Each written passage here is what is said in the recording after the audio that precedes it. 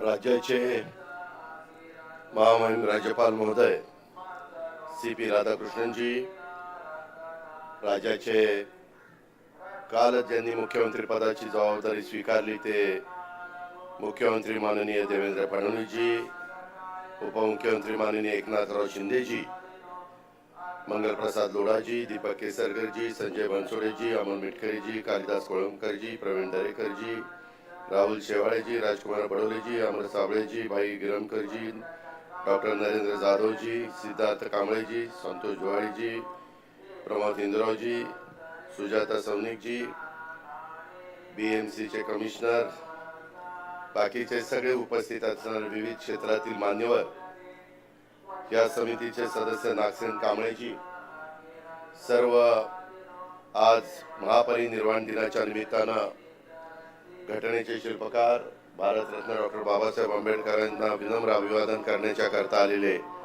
लाखो अनुयायी, पत्रकार मित्र, बंधू भगिनींनो आणि माझ्या तरुण मित्रांनो, आज मानवतेच्या कल्याणाचा मार्ग ज्यांनी जगाला दाखवला, युगपुरुष महामानव डॉक्टर बाबासाहेबांना त्यांच्या महापरिनिर्वाण दिनाच्या निमित्तानं सर्वप्रथम मी विनम्र अभिवादन करतो, त्यांना वंदन करतो।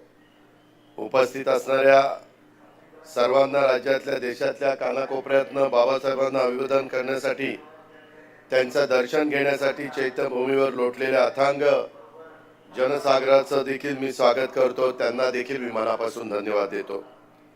देशाला एकतेच्या, समतेच्या, बंधुत्वाच्या नात्यांनी बांधण्याची ताकद डॉक्टर बाबासाहेबांच्या विचारांमध्ये, त्यांनी दिलेल्या संविधानामध्ये आहे आणि त्यामुळे बाबासाहेबांच्या विचारांना आणि भारतीय संविधानाला देखील मी वंदन करतो। कालच दिनांक 5 डिसेंबर राज्यातल्या महायुती सरकारचा शपथविधी सोहळा देशाचे लोकप्रिय पंतप्रधान नरेंद्र मोदीजी साहेब आणि अनेक केंद्रीय मंत्री, अनेक राज्यांचे मुख्यमंत्री आणि हजारो नागरिकांच्या साक्षीनं त्यांच्या उपस्थितीमध्ये आझाद मैदानावर पार पडलेला उभ्या भारताने पाहिला, उभ्या महाराष्ट्राने पाहिलं। जनतेचं प्रचंड बहुमतानं पुन्हा एकदा निवडून दिलेलं हे महायुतीचं सरकार भारतरत्न डॉक्टर बाबासाहेब आंबेडकर यांचे विचार आणि भारतीय संविधानाला आदर्श मानून कारभार करणारे, हे मी स्पष्टपणे सांगू इच्छितो।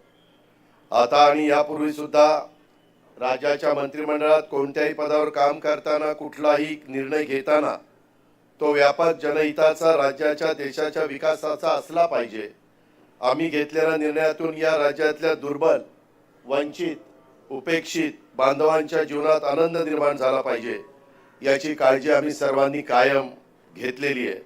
यापुढे देखील आमच्याकडून घेतला जाणारा प्रत्येक निर्णय हा भारतरत्न डॉक्टर बाबासाहेब आंबेडकरांच्या विचारांना डोळ्यासमोर ठेवूनच घेतला जाईल, असा विश्वास मी या निमित्तानं देतो। पुन्हा एकदा बाबासाहेबांना विनम्र अशा प्रकारचं अभिवादन करतो। जय हिंद, जय महाराष्ट्र, जय भीम। धन्यवाद सर। यानंतर महाराष्ट्राचे उपमुख्यमंत्री